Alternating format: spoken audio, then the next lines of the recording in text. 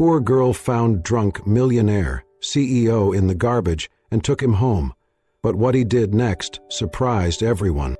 Under the relentless downpour of a Detroit midnight, the narrow alley behind the worn-down buildings of the South Side glistened with puddles and broken glass. Lana Bennett, a 25-year-old woman with tangled blonde hair and eyes the color of winter skies, pushed her rusted recycling cart through the slick back streets. Her faded hoodie clung to her rain-soaked frame, and every step in her threadbare canvas shoes made a soft squelch. The wheels of the cart creaked and skipped as it bumped over uneven concrete. She knew this alley by heart, had passed through it 100 times, collecting bottles, cans, and anything that could be turned into a meal, but tonight felt different. As she rounded the corner, the beam of a flickering street lamp caught something ahead. Lana jerked the handlebars to a stop so abruptly her bike nearly toppled. "Oh my God! Who's that?" she gasped. There, crumpled in a heap between torn garbage bags and soggy cardboard, lay a man. He was sprawled awkwardly on his side, rain soaking his clothes, his chest barely rising and falling. His tailored suit, though ripped and stained, screamed money. She couldn't see his face clearly, but what she did see made her pulse quicken. Lana hesitated. Her heart pounded in her chest as she stepped forward, one foot, then another. "Hey, sir, are you okay?" Her voice trembled as she knelt beside him. She reached out and gently touched his shoulder. "Can you hear me?" she asked louder, giving a light shake. The man groaned, but his eyes remained closed. He mumbled incoherently, something that sounded like another language, or maybe just drunken nonsense. A sharp scent hit her nose, and she pulled back slightly, wrinkling it. "Whiskey," she muttered. "Expensive whiskey." She hovered, unsure. Was this a trap? She had heard stories of women lured by the helpless act, only to be robbed or worse. Her eyes darted around the alley, nothing but shadows and the echo of distant music from a nearby bar. No one was watching. But then her gaze dropped again to the man's forehead, where blood, dark and sticky, was mixing with the rainwater and trickling down his temple. "He's bleeding." She looked closer. His face was handsome, bruised but refined. His jawline was strong, his lips slightly parted. Brown hair matted to his forehead, soaked through. His skin pale, too pale. "If I leave him here, and he dies," she whispered. The thought stabbed at her conscience. Her chest tightened. Her grandfather's voice echoed from memory. "Even in the mud, some lives are worth pulling out." She swallowed hard. "Damn it," she muttered, then pulled the cart closer. Grabbing the man under his arms, she heaved. He was heavier than he looked. Her back ached instantly, her wrists screamed in protest, but she refused to give up. Each tug sent shocks of pain through her muscles, her knees slipping on the wet pavement. "Just get him on. Just don't die on me," she breathed, half to him, half to herself. With one final grunt, she managed to haul him into the cart, laying him between bags of aluminum cans and plastic bottles. His head lolled to the side. She quickly removed her hoodie and balled it up beneath his head, shielding him from the metal frame. She stepped back, panting, soaked to the bone, watching the rain stream down his face. Then, her eyes caught something. The collar of his shirt had shifted. She bent down and gently pulled it aside. There, etched above his heart, was a tattoo, a detailed crest featuring a golden eagle and Latin words she couldn't read. It was clean, sharp, clearly professionally done. Not something a street drunk would have. A family seal? Corporate? Military? "What are you?" she asked, under her breath. But he gave no answer. The sound of thunder rolled across the sky as Lana climbed onto her bike and began to pedal. The cart wobbled, heavier than ever before.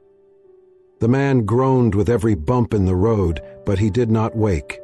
Water flew from the wheels as she pushed forward, her legs shaking from effort and fear. She didn't know who he was or what he had done, but she knew one thing: she couldn't let him die in the garbage, not tonight. Lana pushed the cart until her bike gave out just outside her shack, barely standing on the edge of Detroit's slums. Built from rotting planks and covered with a sagging blue tarp, it was all she had.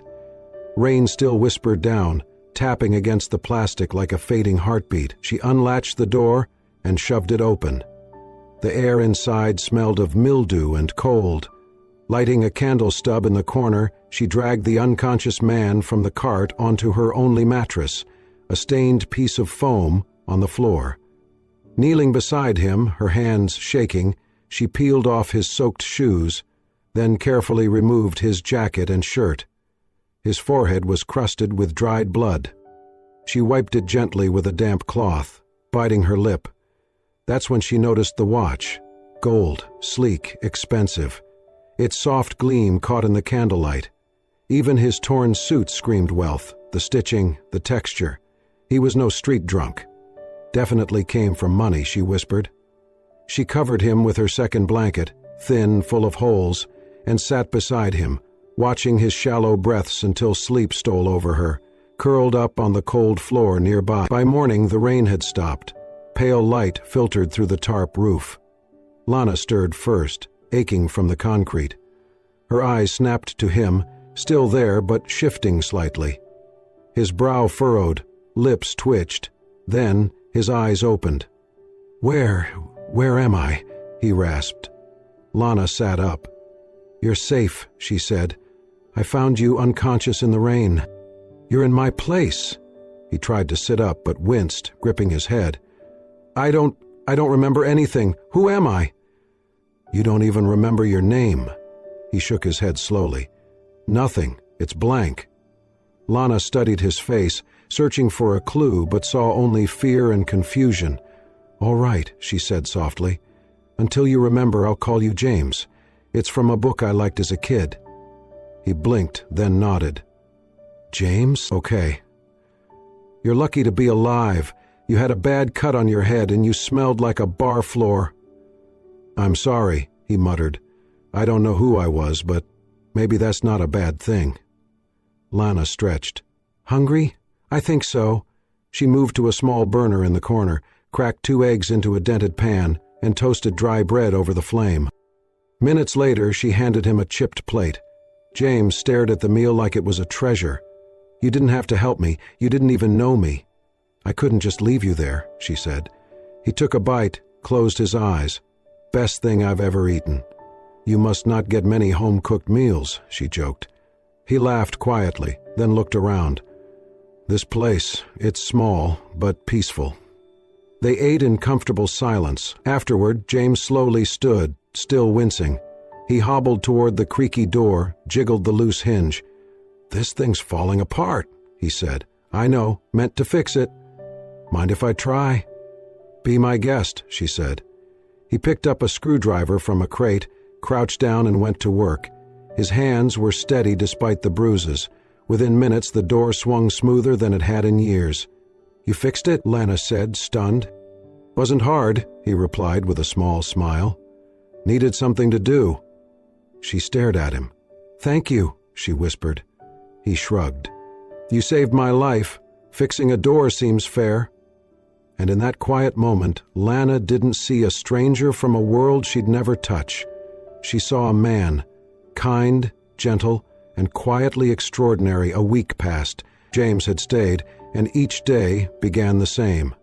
Early morning light peeking through the tarp-covered roof, the soft rustle of Lana moving around their tiny shack, and the scent of rain still lingering in the air.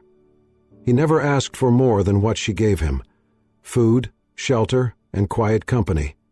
In return, he offered what help he could. By the 3rd day, he insisted on going with her. "You saved me," he said. "Let me help now."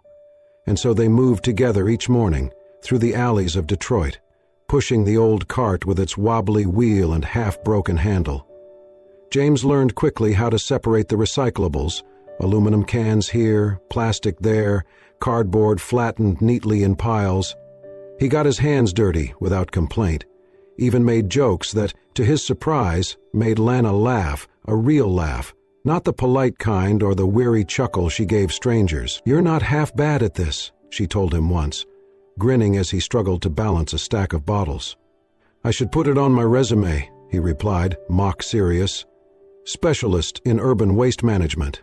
5 stars." That afternoon, they took a break under the wide branches of an old maple tree near the edge of the scrapyard. Lana unpacked their modest lunch, a couple of hard-boiled eggs, a handful of crackers, and a bruised apple split between them.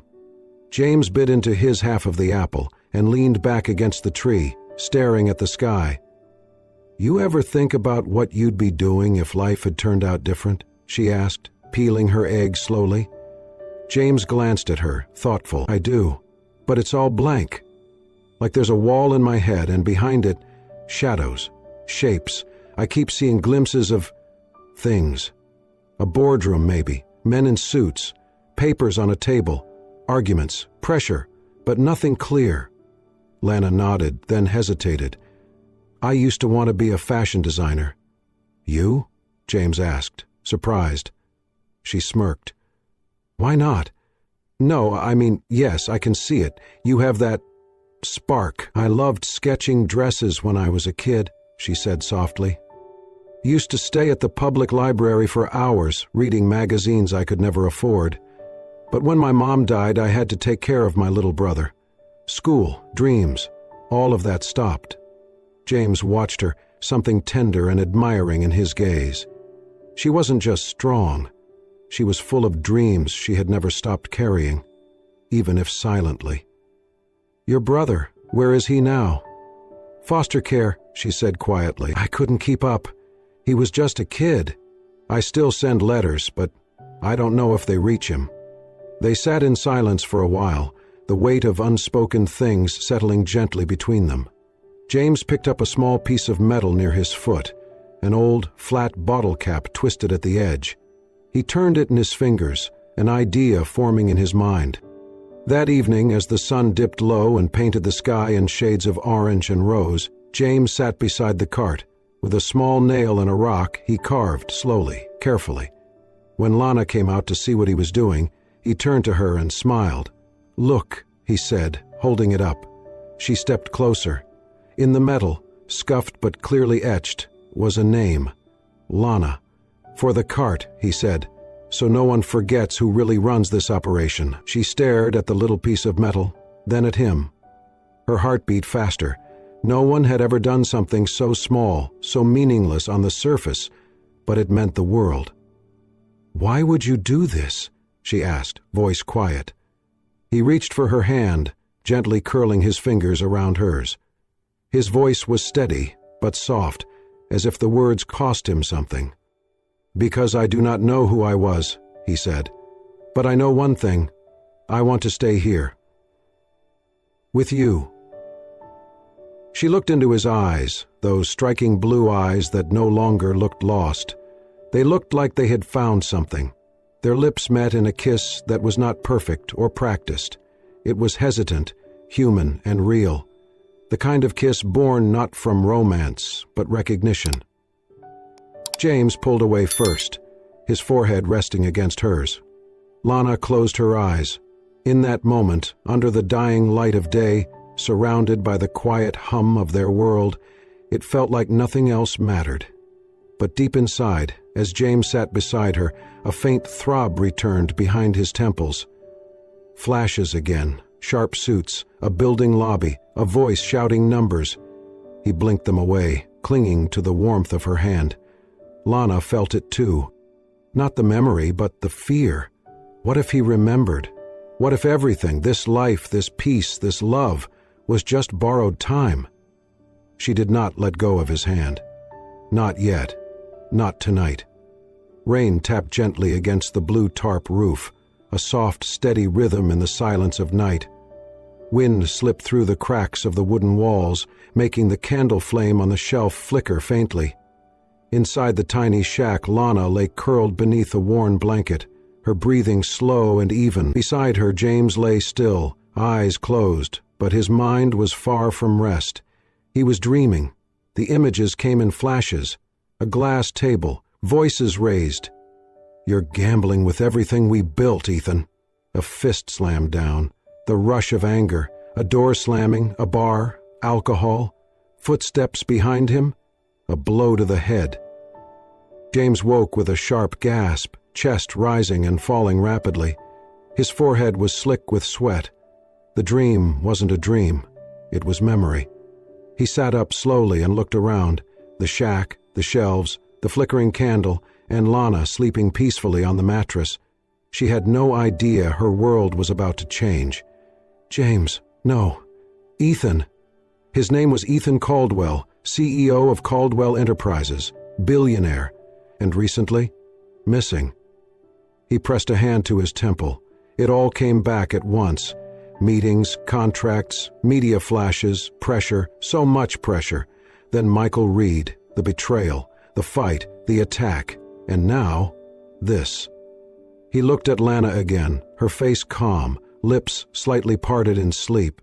She had saved him without asking anything in return. She gave him food, shelter, kindness. She had given him a reason to want to be better, and now he remembered everything. Ethan crossed the room quietly and sat at the crate that served as a table. He found a pencil stub and a scrap of notebook paper. With trembling hands, he wrote, "Lana, I remember now. My name is Ethan Caldwell. I'm the CEO of Caldwell Enterprises. I was attacked after an argument with someone I once trusted. I never meant to deceive you. When I woke up with nothing, you gave me everything. You reminded me how it feels to be truly seen. But I have to go back. There are people to face, things to make right. I don't know what's ahead, but one thing is certain. I love you. If you still believe in us, wait for me.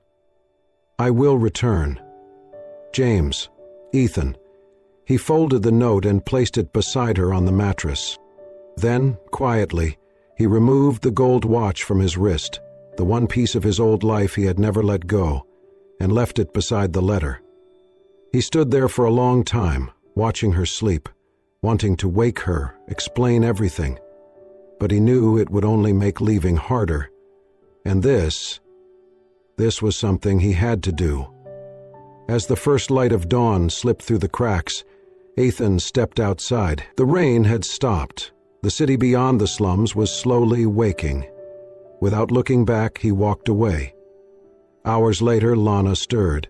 Her hand reached beside her, searching for the familiar warmth.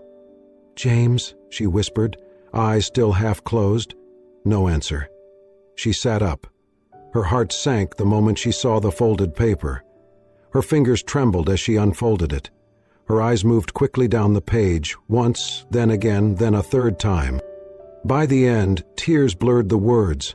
He was someone else, a name, a power, a man from a world so far from hers, and he had left, just like that. She clutched the letter to her chest, sobbing, unsure what hurt more, the truth he had hidden or the love he had taken with him.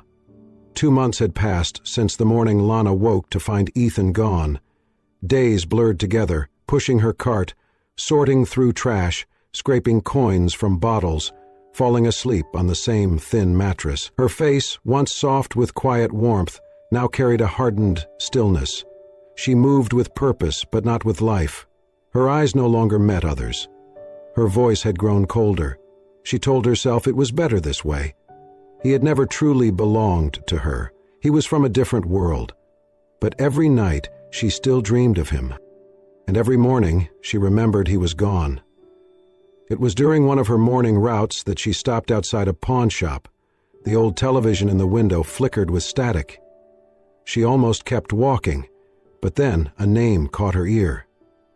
Ethan Caldwell has officially returned to the public eye following a 2-month medical leave. Sources confirm the CEO is leading a major restructuring of Caldwell Enterprises. Lana froze. The screen showed him, Ethan, wearing a tailored suit, hair slicked back, standing behind a podium with the company's logo. He looked confident, composed, like someone who had never stepped foot in her world. He had not lied to her, but he had never told her the truth. So it was all real.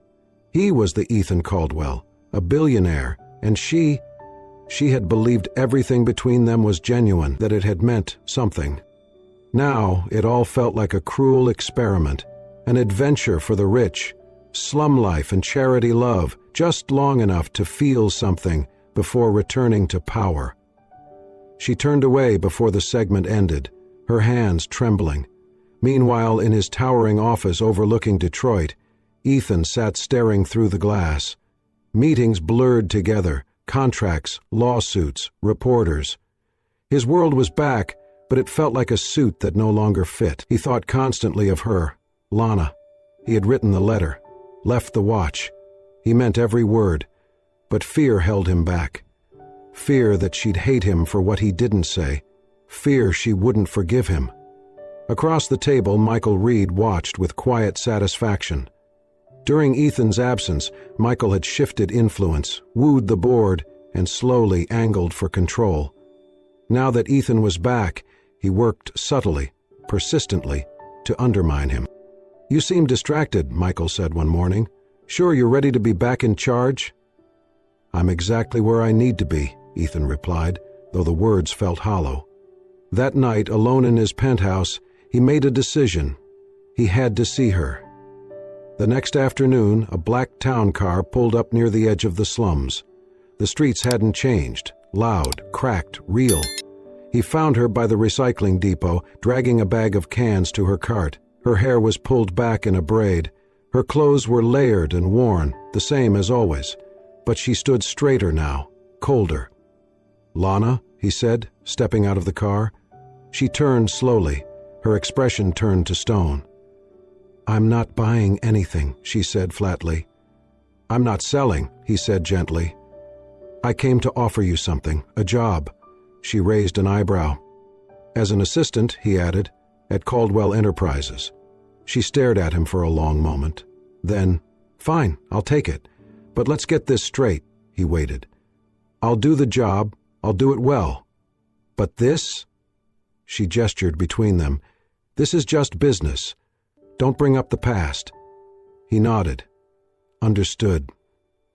Before she turned away, he called over a nearby boy and handed him a sealed envelope. "Please take this to the woman in that shack." The boy ran off. That evening, Lana returned home and found a small basket by the door. Inside, rice, fresh fruit, canned soup, a bar of chocolate, and a note.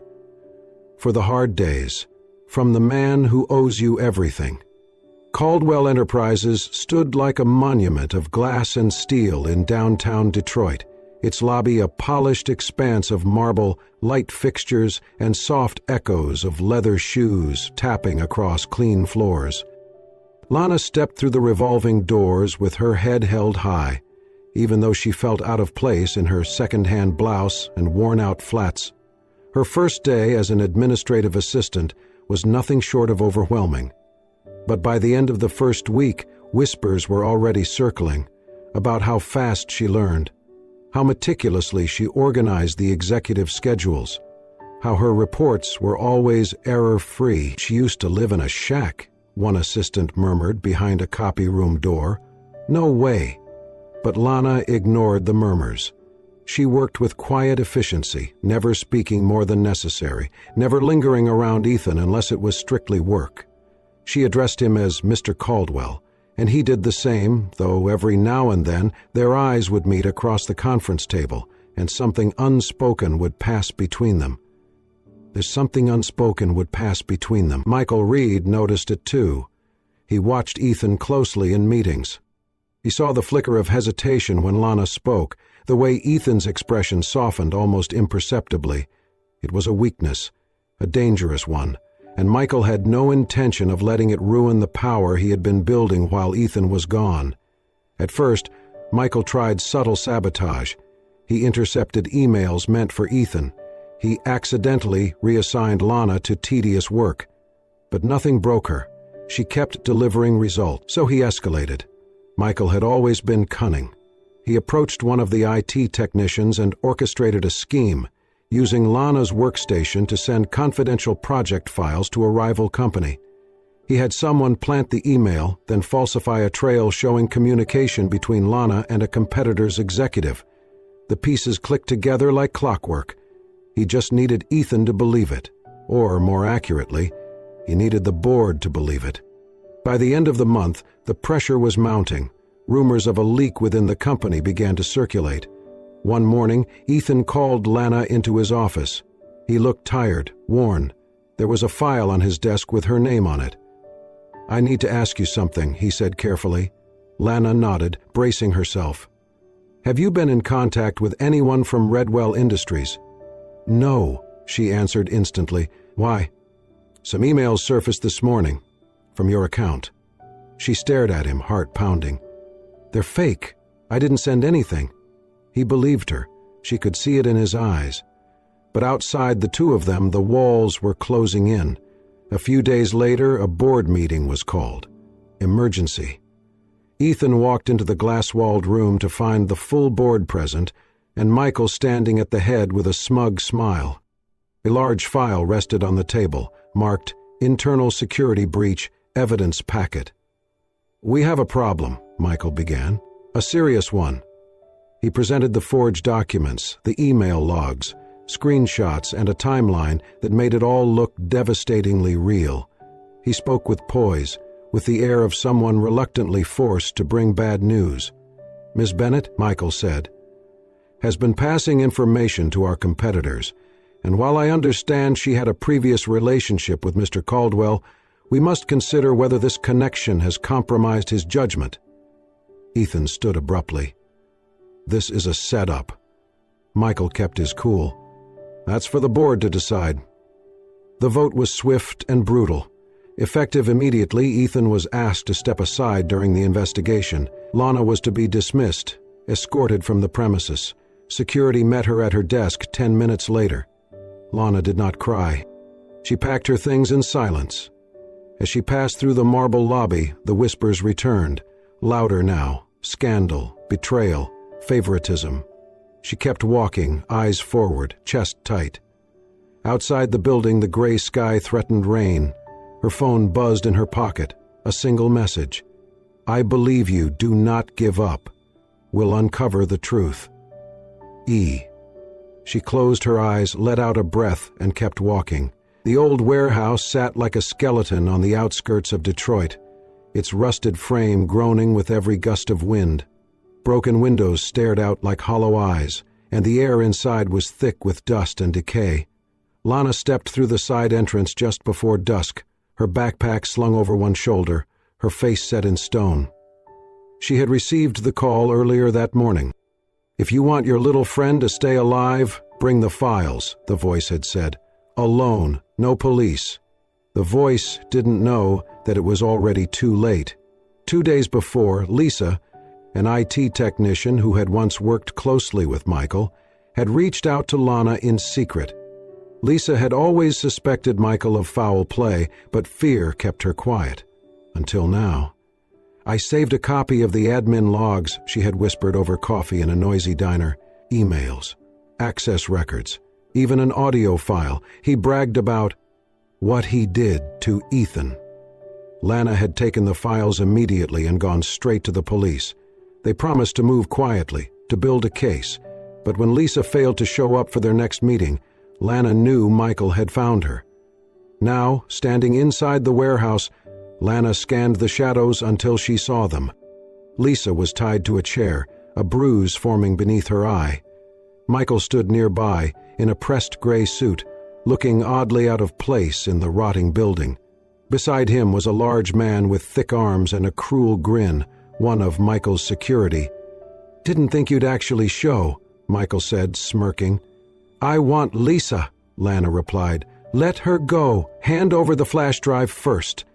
She pulled it from her pocket and held it up. "This is what you want, right? Everything you tried to bury." He took a step closer, eyes gleaming. "You're smarter than I thought.